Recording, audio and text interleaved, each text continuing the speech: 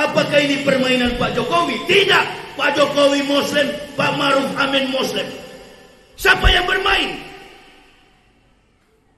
Kalau yang suka bunuh-bunuh ulama di tahun 65, 48, tahun 1928, itu siapa? PKI. Kelompok kecil yang berdiam di antara penguasa. Bukan cuma PKI.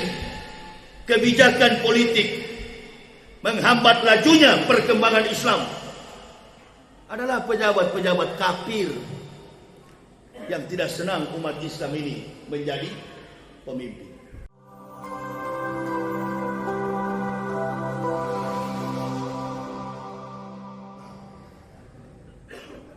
Lihat Ustaz, tapi Ustaz salah bilang, kita semua di masjid ini pendukung Prabowo. Tidak.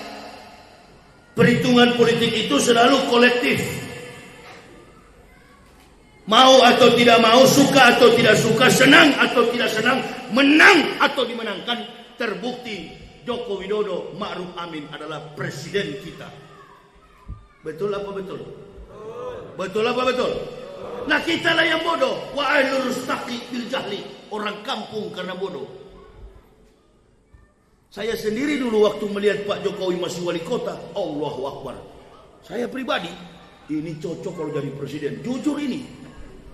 Nah, saya aja sudah berpikir begitu, apalagi cuma kelas ibu bapak.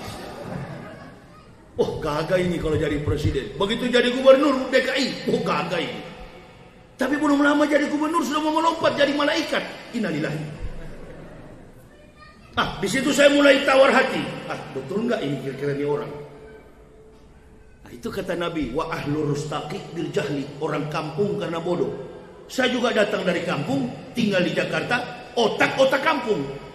Apalagi ibu bapak yang jelas-jelas di kampung. Bikunya betul-betul, lihat orang kurus pakai baju batik, nyungsep ke gorong-gorong, cocok ini. Rasa kalian sekarang.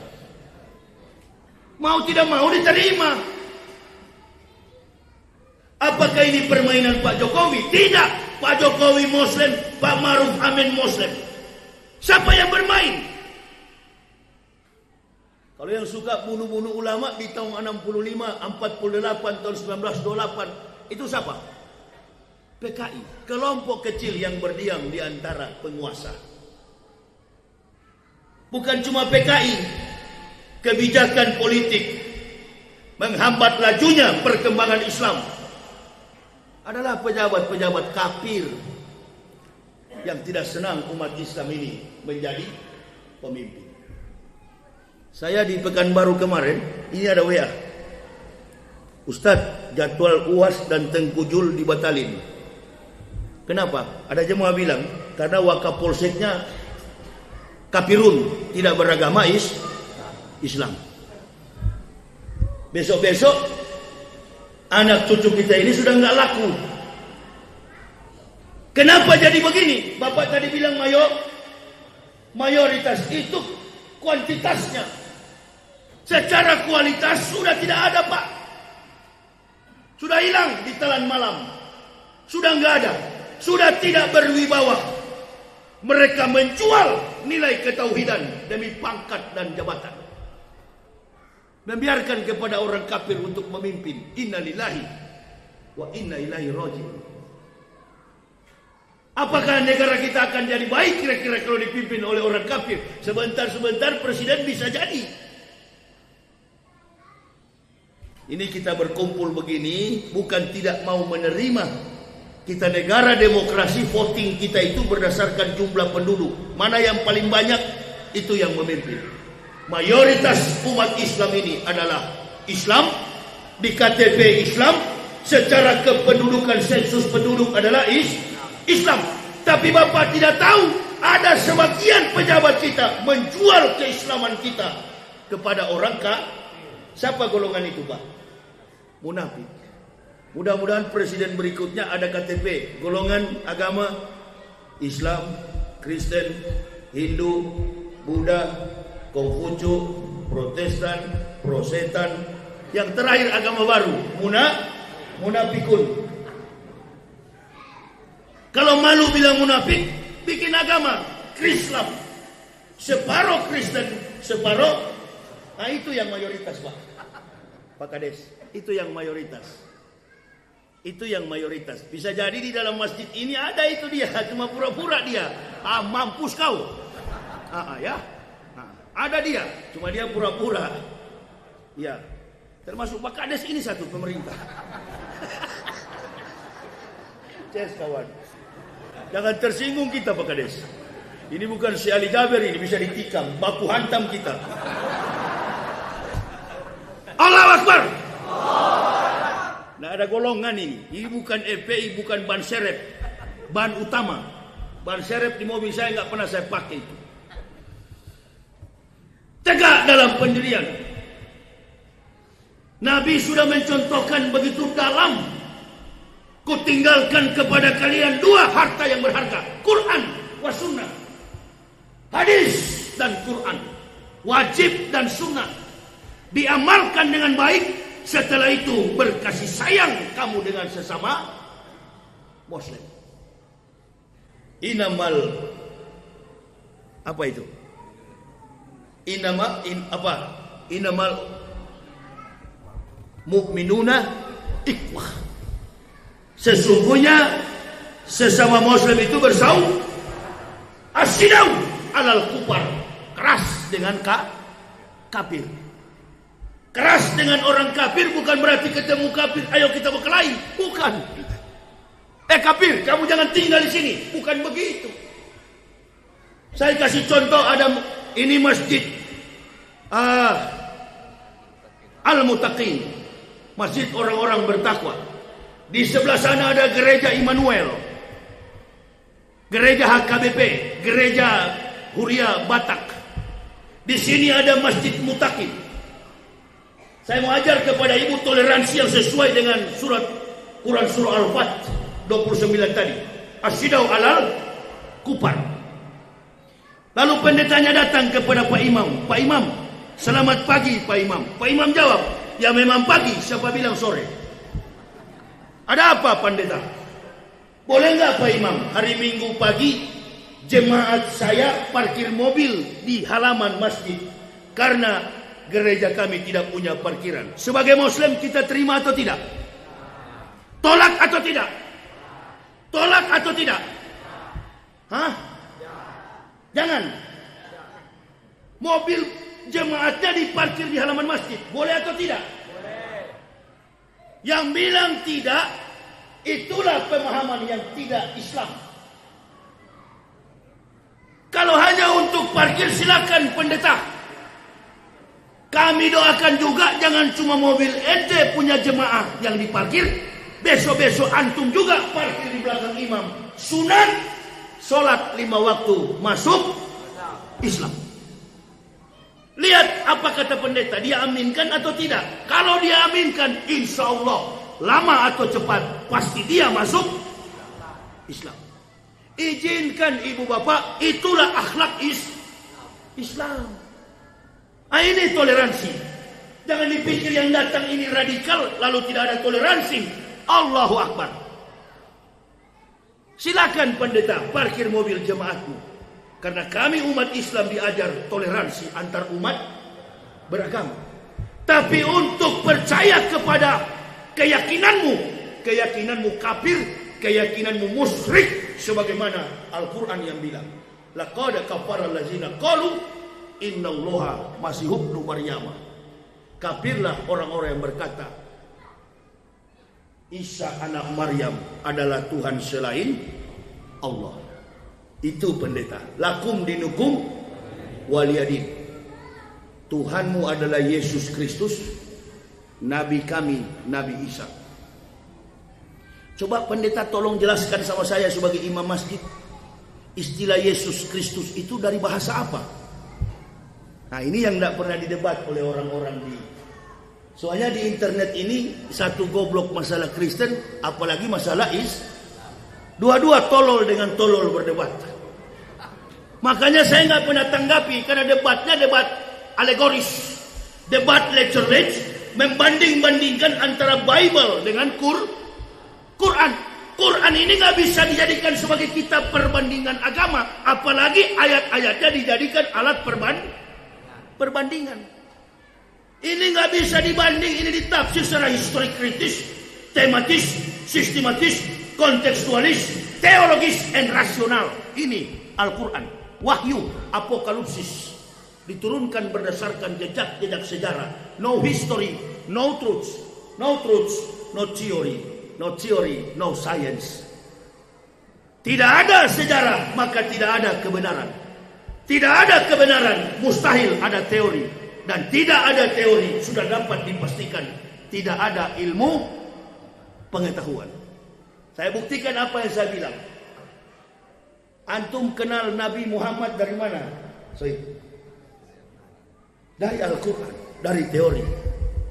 Ada anak muda di Pekanbaru sini bilang, Ustadz, di rumah saya ada Injil asli punya bapak saya. Oh, kaget juga saya. Saya perhatikan nih anak, injak di tanah atau tidak nih anak ini? Nah, jangan-jangan malaikat. Terus saya tanya sama nih anak, bapakmu kapan dek ketemu Nabi Isa? Tidak Ustadz, ada Injil asli di rumah bapak saya. Bahasa apa dek? Ya bahasa Indonesia. Innalillahi. Nabi Isa tidak sampai ke Indonesia dek.